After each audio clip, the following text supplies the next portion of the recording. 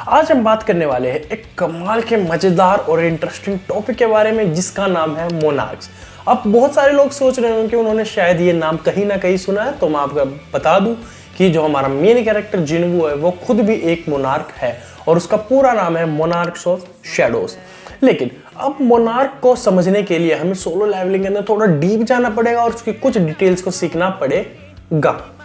So let's talk about our first being जिसका नाम है एब्सोल्यूट बीइंग। आप इसको सोलो लेवलिंग के अंदर एज अ गॉड मान सकते हो। उन्होंने ये दो फैक्शंस बनाए यानी मोनार्क्स और रूलर्स, तो उन्होंने ये डिसाइड किया कि ये दोनों जो है वो हार्मनी में बिल्कुल मिलजुल के भाइयों की तरह रहेंगे, लेकिन ऐसा नहीं हुआ क्योंकि जो एब्सोल्यूट बीइंग थे उनकी मौत के बाद पावर में बहुत बड़ा शिफ्ट आया और उसकी वजह से सारे जो थे मोनार्क्स और रूलर्स वो आपस में लड़ने लगे, क्योंकि जो मोनार्क्स है वो चारों तरफ केओस फैला रहे थे और जो रूलर्स है वो उन्हें ही रोक रहे थे। पर आप सब लोग सोचेंगे कि जिन्वू भी तो एक मोनार्क है, तो वो कैसे नहीं लड़ रहा था और कैसे केओस क्रिएट नहीं कर रहा था, blah blah blah. So let me tell you ऐसा क्यों है। क्योंकि जो हमारा जिन्वू है वो फर्स्ट मोनार्क ऑफ शैडो नहीं है, जी हाँ, वो बल्कि मोनार्क ऑफ शैडोज का जो है सक्सेसर है और अपनी फैमिली की वो रक्षा करते हुए इसमें दिखाया गया था। और उसके अलावा भी उसके कुछ मेन रीजंस है कि वो क्यों जो है मोनार्क होते हुए भी मोनार्क से ही लड़ रहा था।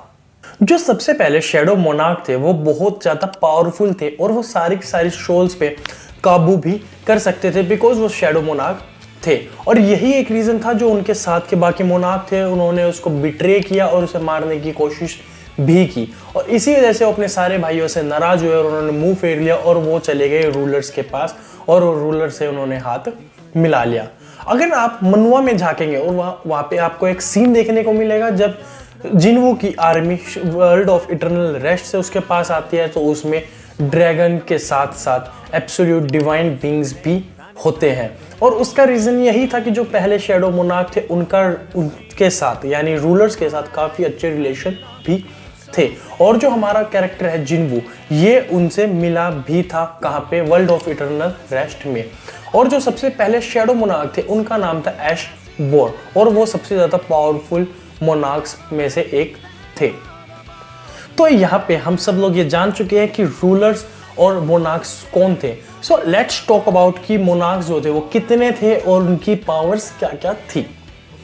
सबसे पहले नंबर पे आते हैं योगुमोन। वो थे द मोनार्क ऑफ ट्रांसफिगरेशन और उन्हें हम कह सकते हैं the king of demonic spectres. फिर आते हैं क्यूरेशा, उन्हें हम कह सकते हैं मोनार्क ऑफ प्लेग और द क्वीन ऑफ इंसेक्ट्स। फिर हमारे पास आते हैं लीजिया जिन्हें हम कह सकते हैं मोनार्क ऑफ बिगिनिंग और द किंग ऑफ जाइंट्स। फिर हमारे पास आते हैं आयरन बॉडी मोनार्क्स जिन्हें हम कह सकते हैं the king of monstrous humanoids. फिर आते हैं फ्रोस्ट मोनार्क जिन्हें हम कह सकते हैं the king of snow fog. उसके बाद हमारे पास आते हैं द मोनार्क ऑफ बीस्ट जिन्हें कह सकते हैं द किंग ऑफ बीस्ट्स। फिर आते हैं baron the monarch of white flames और उन्हें हम कह सकते हैं द किंग ऑफ डेमन। फिर आते एशबोर और ये वही है जिनसे जिन्वू ने सक्सीड किया है। और उसके बाद आता है आंथरेस जो कि है द मोनार्क ऑफ डिस्ट्रक्शन और we can say the king of dragons. अगर आप चाहते हैं कि हम इस मोनार्क्स को और ज्यादा डिटेल में एक्सप्लेन करें तो प्लीज कमेंट करें और वीडियो को लाइक करें और इसी तरह के मजेदार कंटेंट देखने के लिए चैनल को सब्सक्राइब और वीडियो को लाइक कर दीजिए ताकि आप कोई भी वीडियो मिस ना कर सके। Thank you.